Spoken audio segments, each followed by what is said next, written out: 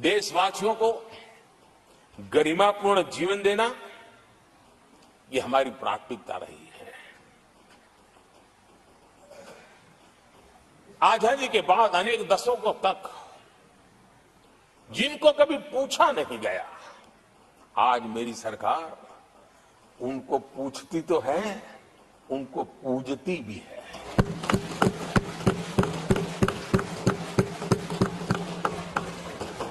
हमारे दिव्यांग भाई बहनों के साथ हमने मिशन मोड में उनकी कठिनाइयों को समझ करके माइक्रो लेवल पर उसको एड्रेस करने का प्रयास किया है और व्यवस्थाएं विकसित करने का प्रयास किया है ताकि वे गरिमापूर्ण जीवन जी सकें और कम से कम किसी का सहारा उनको लेना पड़े, इस दिशा में हमने काम किया है।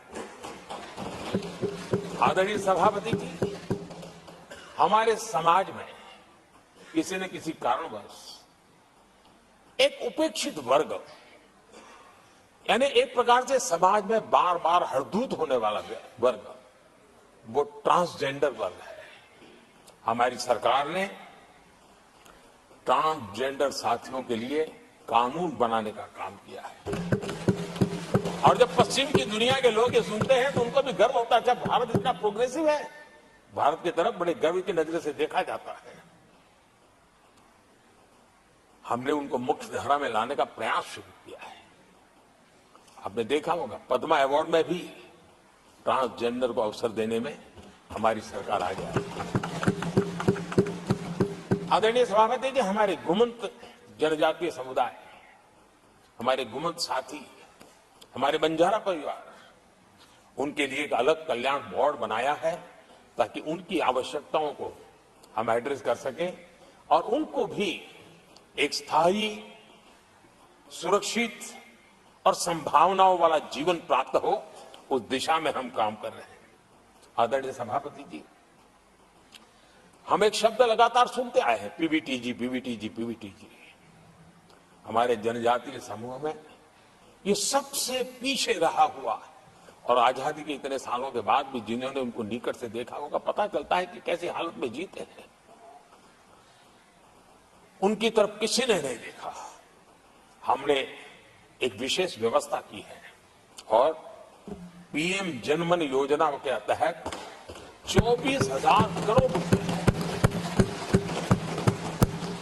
ये समुदाय बिखरा हुआ है, छोटी संख्या में है, वोट की उनकी ताकत नहीं है और यहां देश की परंपरा है जिसकी वोट की ताकत है उसी की चिंता करना, लेकिन समाज के ऐसे अति पिछड़े लोगों की कोई चिंता नहीं करता था। हमने वो चिंता की है क्योंकि हम वोट की राजनीति नहीं करते हैं, हम विकास की राजनीति करते हैं।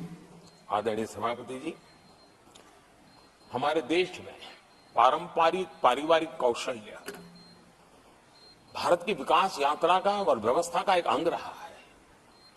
जो हमारा विश्वकर्मा समूह है, जिनके पास परंपरागत से हुनर है, वो जो समाज की आवश्यकताओं को पूरी करना है, लेकिन उनको कभी एड्रेस नहीं किया गया।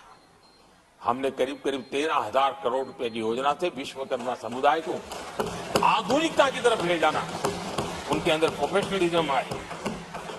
आदरणीय सभापति जी, गरीबों के नाम पर बैंकों का राष्ट्रीयकरण तो कर दिया गया था, लेकिन मेरे रेहड़ी पटरी वालों को कभी बैंक के दरवाजे तक देखने की हिम्मत नहीं होती थी, हालत थी। पहली बार देश में पीएम स्वनिधि योजना के तहत रेहड़ी पटरी वालों की चिंता की गई है और आज